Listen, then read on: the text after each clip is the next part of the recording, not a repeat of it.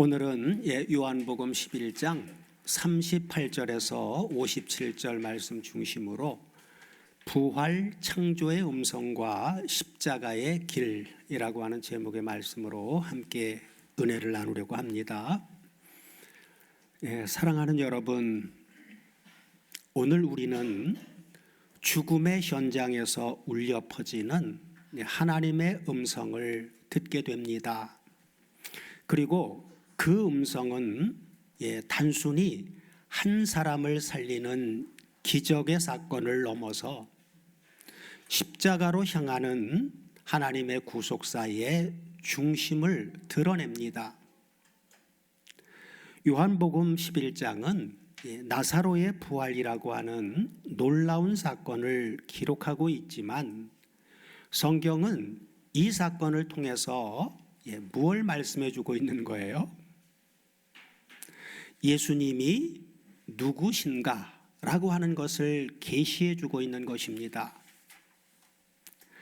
특별히 오늘 본문 38절 이후에는 죽음의 무덤 앞에서 드러나는 하나님의 부활 창조의 음성과 그리고 그 음성 때문에 시작되는 십자가의 길을 동시에 보여주고 있습니다.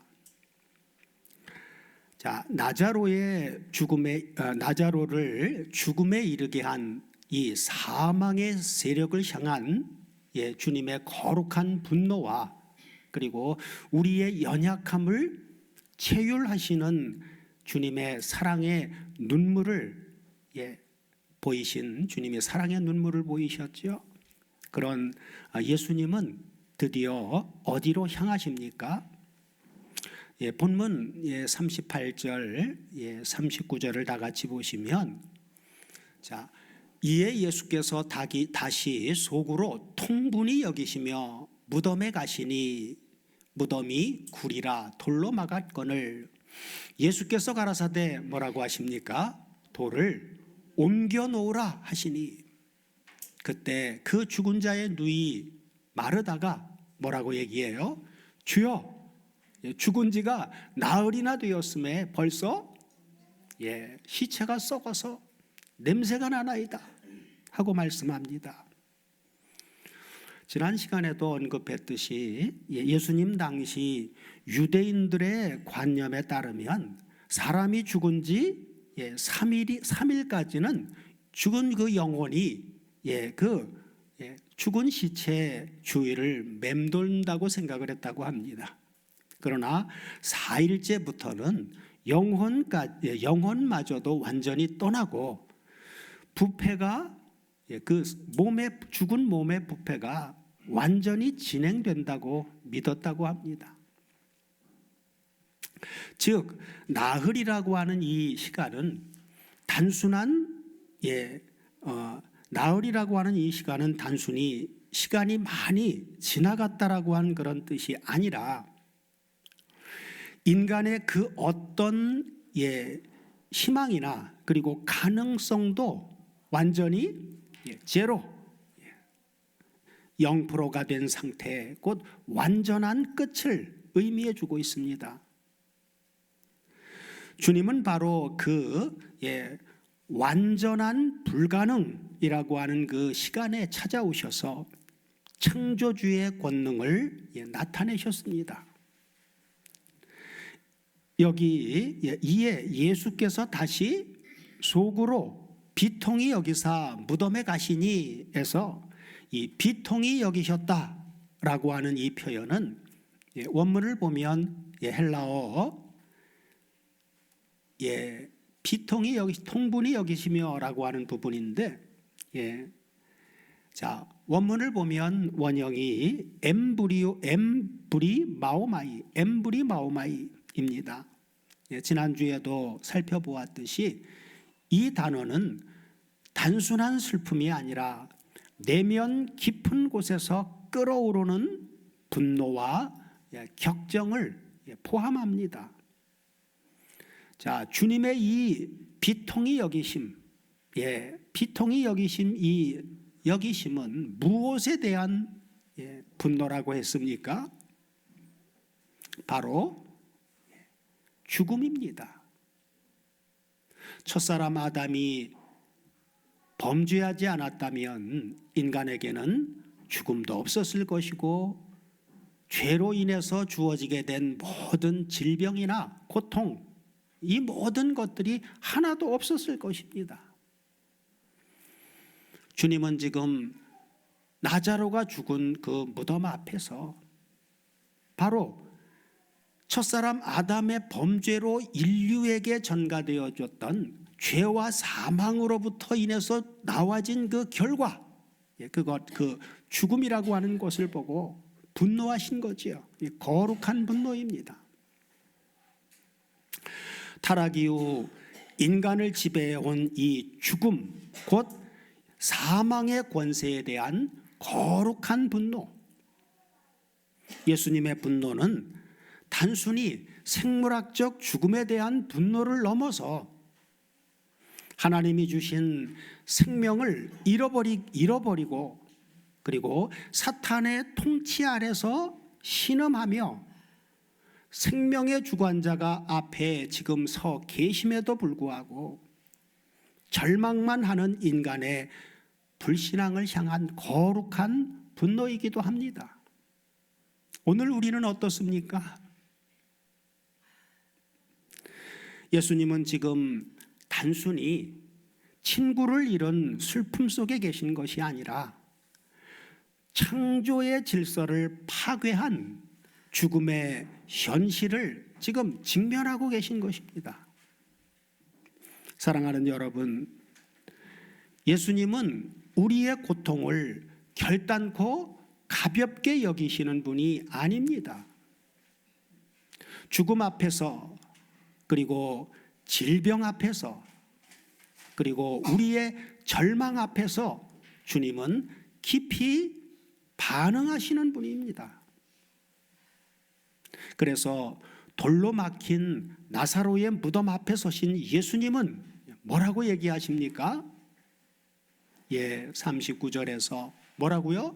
돌을 옮겨 놓으라. 돌을 옮겨 놓으라 하고 말씀하시죠. 그때 마르다가 말합니다. 뭐라고요?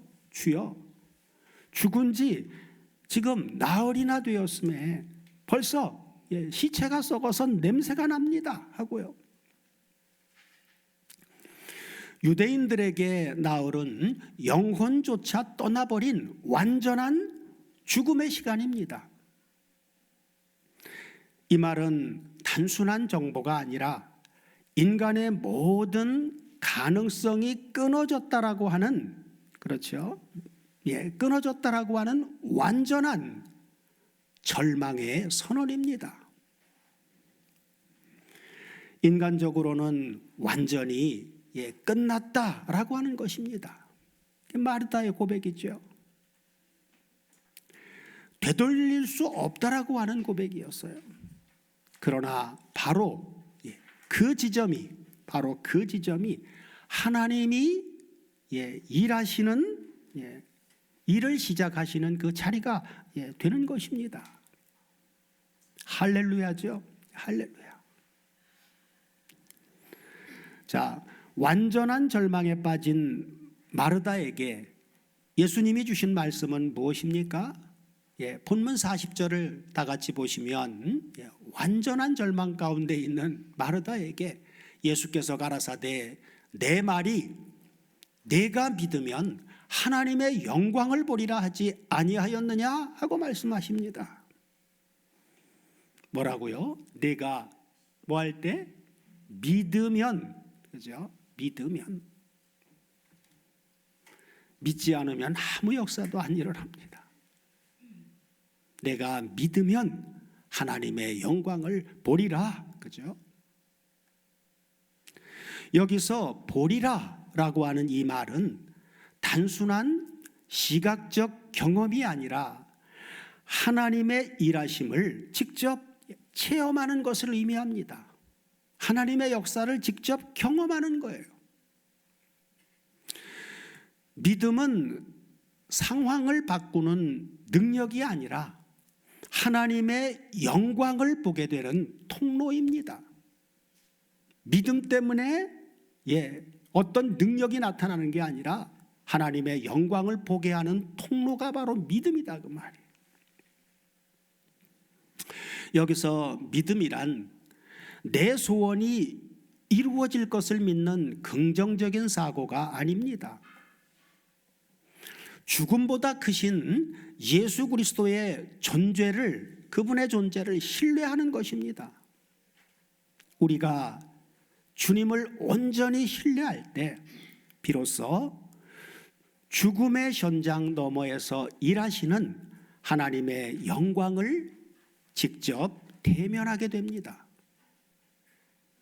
우리는 종종 상황이 바뀌어야 믿겠다고 생각합니다.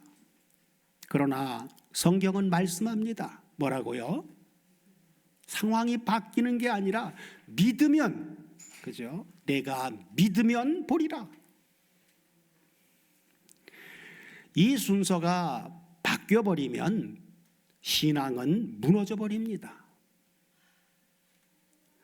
부활 생명이신 예수님의 말씀을 들은 마르다는 어떻게 합니까? 이어지는 본문 41절에는 매우 중요한 장면이 나옵니다. 뭐라고요? 돌을 옮겨 놓으니. 그죠? 돌을 옮겨 놓으니. 예수님은 스스로 돌을 옮기지 않으십니다. 사람들에게 돌을 옮기도록 그렇게 하십니다. 왜일까요? 하나님은 우리의 무엇을 통해서 일하시기 때문일까요? 하나님은 우리의 순종을 통해서 일하십니다. 돌을 옮기는 것은 부활을 일으키는 능력이 아닙니다. 그것은 바로 순종입니다. 우리의 삶에도 돌이 있습니다. 두려움이라고 하는 돌, 또 불신이라고 하는 돌, 인간적인 계산이라고 하는 돌, 과거의 상처라고 하는 돌, 그런 것들이 우리의 신앙을 가로막고 있어요. 우리를 무덤 속에 가두고 나오지 못하게. 그러나 주님은 말씀하시죠. 뭐라고요? 돌을 옮겨 놓으라. 그죠? 돌을 옮겨 놓으라. 그때 바로 하나님의 일이 시작됩니다. 자, 사람들의 순종을 보신 예수님이 제일 먼저 하신 일은 무엇입니까?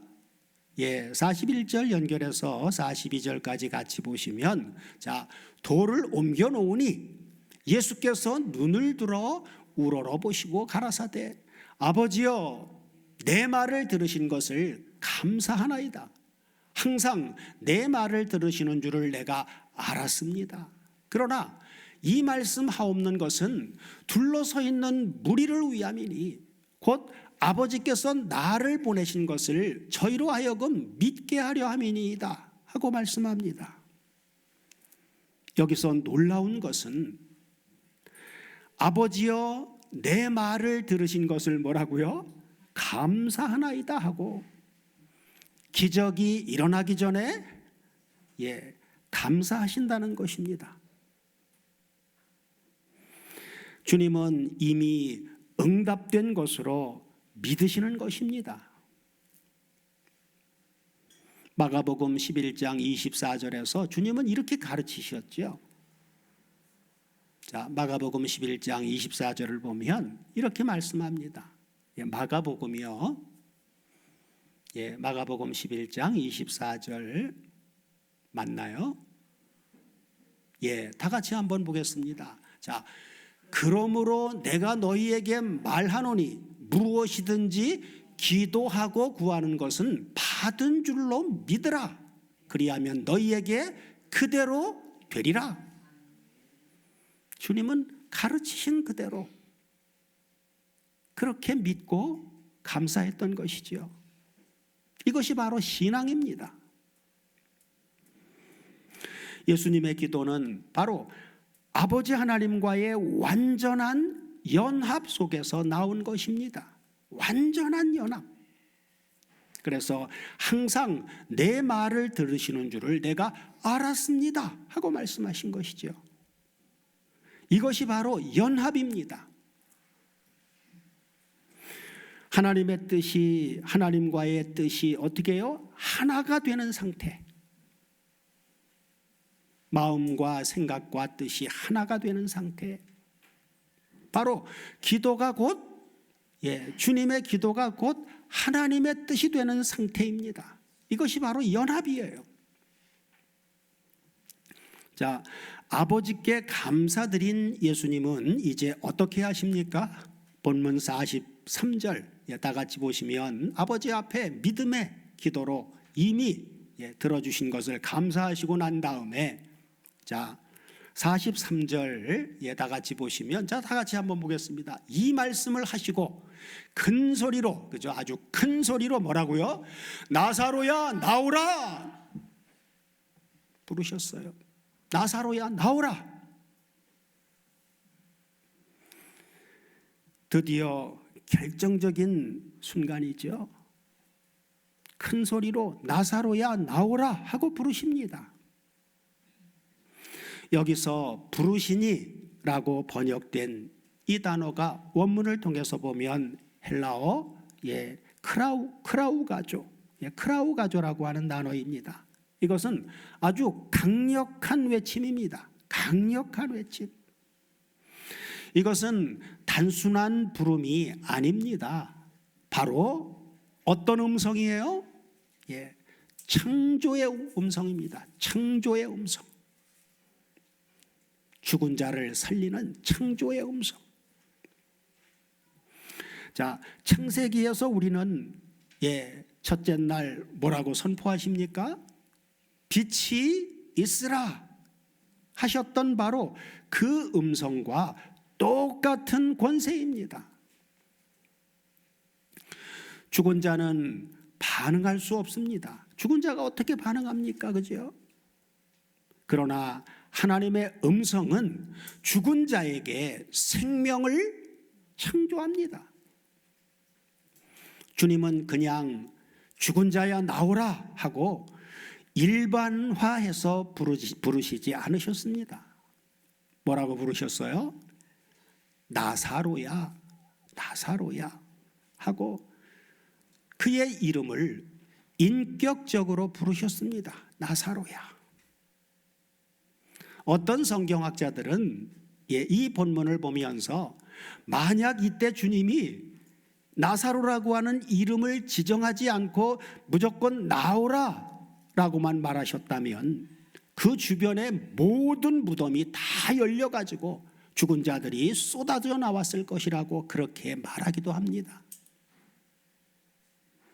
그만큼 주님의 음성은 온 우주를 흔드는 권세가 있습니다.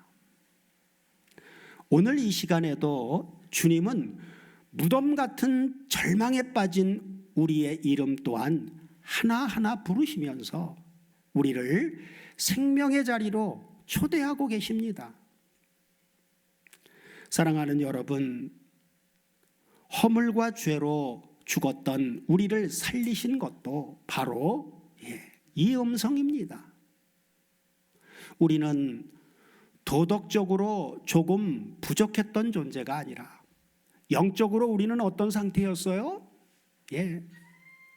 가망이 없는 완전히 부패한 죽은 그런 존재였습니다. 그런데 주님의 음성이 허물과 죄로 죽었던 우리를 살리신 것입니다. 예수님의 창조의 음성은 죽은 나사로에게 어떤 역사를 일으키십니까? 자, 본문 44절을 다 같이 보시면 나자로야 나오라 라고 하는 그 창조의 음성이 들려지자, 자, 죽은 자가 수족을 배로 동인 채로 나오는데 그 얼굴은 수건에 쌓였더라. 예수께서 가라사대 뭐라고요? 풀어놓아 다니게 하라 하시니라 하고 말씀합니다. 자, 죽은 지 나흘이나 된 나자로가 수족을 배로 동인 채로 걸어 나옵니다. 그러자 예수님은 곧이어 뭐라고요? 나오는데 뭘 그대로 그렇죠. 사람 죽으면 우리나라도 옛날에 죽으면 배로다가 수족을 다 묶고 둘둘 말죠. 풀어놓아 다니게 하라. 풀어놓아 계속해서 다니게 하라. 나사로는 살아났지만 여전히 어떻게 돼 있어요? 자유롭지 못해요. 수위에 묶여 있었습니다. 그래서 예수님은 명령하십니다. 누구에게요? 나사로의 그 무덤 앞에 서 있는 사람들에게, 그의 죽음을 애통해하는 사람들에게, 바로 모여진 공동체죠. 공동체에게 명령하십니다. 뭐라고요? 너희들이 그를 풀어놓아 계속 다니게 해줘라 하고 말씀하십니다. 자, 생명을 주시는 분은 예수님이시지요. 그러나 묶인 것을 풀어주는 것은 누가 해야 됩니까? 묶인 것을 풀어주는 것은 공동체가 해야 될 일입니다. 공동체가. 이것이 바로 교회의 역할입니다. 이것은 교회의 인본주의적 노력을 말하는 것이 절대로 아닙니다. 우리가 성령의 능력 안에서 서로의 죄를 고백하고 살아있는 복음을 선포함으로써 구원받은 자가 실제 삶에서도 자유를 누릴 수 있도록 돕는 복음적인 돌봄의 사명을 말씀해 주고 있는 것입니다. 복음적인 돌봄. 인정 가지고 되는 게 아니에요. 복음을 통한 진정한 돌봄이 영원한 자유, 참 자유를 누리게 됩니다. 그것이 아닌 그러한 돌봄은 다른 것으로 묶어놓아요. 묶어놓습니다. 그러나 묶였는데도 묶인 줄을 몰라요. 사탄은 항상 미혹의 명수죠. 거짓말의 명수예요. 사탄의 미혹에 넘어가지 않을 인생은 아무도 없습니다. 그래서 우리는 진정한 복음이 무엇인가를 항상 성경을 통해서 우리 스스로 그 복음이 무엇인가를 성령 안에서 깨닫도록 해달라고 하는 간구와 아울러 그 복음을 가지고 있어야 돼. 생명의 복음을. 자, 우리 안에도 이 무덤에서 나온 나사로처럼 여전히 묶여 있는 것들이 있습니다. 옛사람의 죄의 습관, 그리고 상처, 그리고 두려움 등 여러 가지들이 있지요. 그래서 교회라고 하는 공동체는 서로를 풀어주는, 하나님의 말씀으로 풀어주는 공동체입니다. 자, 부활 생명이신 예수님의 창조의 역사를 본 사람들은 이 사람들의 반응은 어떻습니까? 자, 본문 45절을 다 같이 보시면, 자, 마리아에게 와서 예수의 하신 일을 본 많은 유대인들이 저를 믿었으나 그 중에 어떤 자는 바리새인들에게 가서 예수의 하신 일을 고하니라 하고 말씀합니다. 자, 예수님이 죽은 나자로를 살리신 사건을 보고 사람들은 두 부류로 나뉩니다. 그죠? 믿는 자들과 그리고 고발하는 자들로 나뉩니다. 그러니 이 기적이라고 하는 것, 이 기적이 믿음을 자동으로 만들지 않습니다. 기적을 본다고 누구나 다 믿는 게 아니에요. 기적이 믿음을 만들질 않아요. 그럼 무엇이 믿음을 만듭니까? 믿음은 들음에서 난다고 그랬죠. 그 들음에서 난다라고 하는 그 들음은 바로 그리스도의 말씀입니다. 그 말씀은 그냥 문자적인 말씀이 아니라 타흐레마타, 호흐레마라고 하는 영과 생명의 말씀이에요. 자, 사도행전 13장 45절 이하를 보면 사도 바울이 이렇게 말합니다.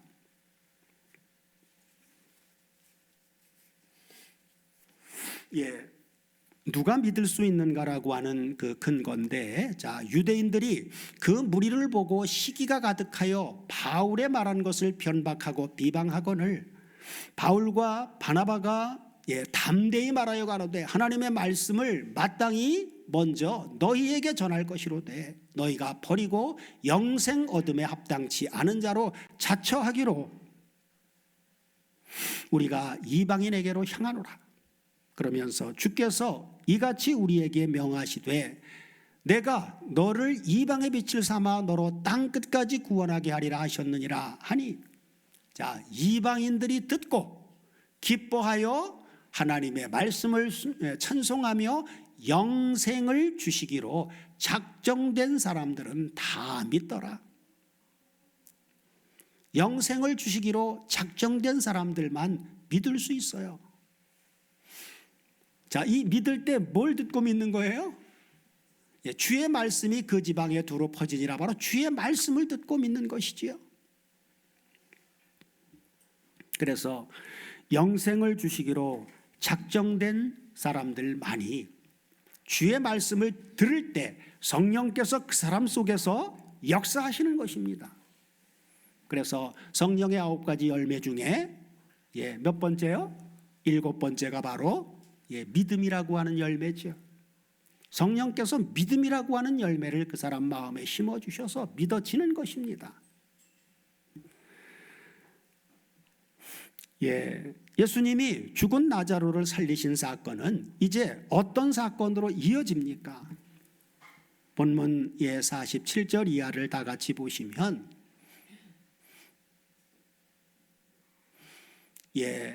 자, 47절 이하를 다 같이 보시면, 자, 이에 대제사장들과 바리새인들이 공회를 모으고 가로되 이 사람이 많은 표적을 행하니 우리가 어떻게 하겠느냐? 만일 저를 이대로 두면 모든 사람이 저를 믿을 것이요 그리고 로마인들이 와서 우리 땅과 민족을 빼앗아가리라 하니, 그 중에 한 사람 그해 대제사장인 가야바가 저희에게 말하되 뭐라고요? 너희가 아무것도 알지 못하는도다. 한 사람이 백성을 위하여 죽어서 온 민족이 망하지 않게 되는 것이 너희에게 유익한 줄을 생각지 아니하는도다 하였으니, 이 말은 스스로 함이 아니요 그 해의 대제사장이므로 예수께서 그 민족을 위하시고 또 그 민족을 위할 뿐만 아니라 흩어진 하나님의 자녀를 모아 하나가 되게 하기 위하여 죽으실 것을 미리 말함이로라. 그러면서 이날부터 저희가 뭐 하려고요? 예수를 죽이려고 모의하니라 하고 말씀합니다. 자, 놀랍게도 죽은 나사로를 살리신 사건 이후 지도자들은 이렇게 말합니다. 이 사람이 많은 표적을 행하니 우리가 어떻게 하겠느냐? 그리고 결국 결론은 이것입니다. 그를 어떻게 하자고요? 죽이자. 그를 죽이자. 여기서 대제사장 가야바가 말합니다. 한 사람이 백성을 위하여 죽어서 온 민족이 망하지 않게 되는 것이 유익하다 하고요. 요한은 이것을 그냥 놔두지 않고 해석해 주죠. 뭐라고요? 그가 스스로 말한 것이 아니라 예수님의 대속을 예언한 것이라고 해석해 주죠. 여기서 우리는 구속사의 핵심을 보게 됩니다. 나자로를 살리신 사건은 예수님을 어떻게 하는 사건으로요? 죽이는 사건으로 연결되어집니다. 생명을 주신 분이 죽음을 대신 지시는 것입니다. 이것이 요한복음이 보여주는 놀라운 반전입니다. 나자로를 무덤에서 꺼내시기 위해 예수님은 스스로 무덤으로 들어가시는 길을 택하셨습니다. 나사로를 살린 이 창조의 음성은 이제 곧 어디로요? 어디로 연결됩니까? 십자가 위에서 다 이루었다 하신 구속의 음성으로 이어집니다. 다 이루었다. 나사로의 부활은 예수님의 죽으심을 담보로 한 사건이었습니다. 오늘의 우리가 얻은 이 생명 역시 주님이 십자가에서 흘리신 바로 보혈의 값진 대가임을 우리는 잊지 말아야 합니다. 자, 오늘 본문은 어떻게 마칩니까? 본문 54절 이하를 다 같이 보시면, 자, 그러므로 예수께서 다시 유대인 가운데 드러나게 다니지 아니하시고, 자, 여기를 떠나 빈들 가까운 곳인 에브라임이라는 동네에 가서 제자들과 함께 거기 유하시니라.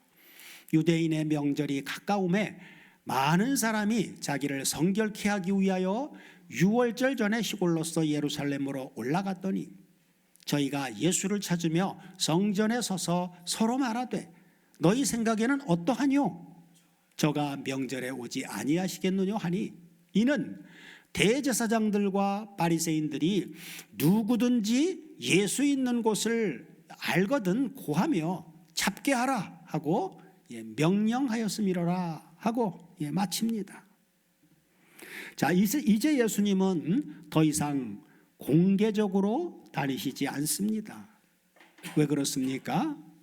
왜냐하면 때가 가까웠기 때문입니다. 십자가의 사건이 지금 다가오고 있는 것입니다. 사도 요한이 여기서 유월절을 언급한 것은 단순히 날짜를 알리기 위함이 아니라 십자가가 하나님의 구원 계획 속에서 반드시 이루어질 사건임을 선포하기 위해서입니다. 유월절 하면 구약의 출애굽의 사건을 떠올리게 되는 것이지요. 애굽에 있던 하나님의 백성들이 전부 한 사람만이 아니라 온통 다 구속받아서 나올 때 어떻게 나왔어요? 어린 양의 대속을 통해서. 그건 바로 예수님이 십자가 사건을, 예수님이 바로 유월절 어린 양이신 것이죠. 결론적으로 오늘 본문이 우리에게 주시는 메시지는 무엇입니까? 사랑하는 여러분, 오늘 본문은 단순한 기적 이야기가 아닙니다. 이것은 바로 누구의 이야기예요? 오늘 우리의 이야기입니다. 우리는 모두 무덤 속에 있던 나사로였습니다. 그러나 주님의 음성이 우리를 살리셨습니다. 그러니 첫째로 우리는 이미 뭘 받은 사람이에요? 부활 생명을 받은 자라고 하는 것입니다. 우리는 지금도 여전히 연약하고 부족하지만 이미 부활 생명을 받은 자입니다. 그러므로 오늘 우리의 신앙은 언젠가 살아날 것이 아니라 이미 살아난 존재로 살아가고 있는 것입니다.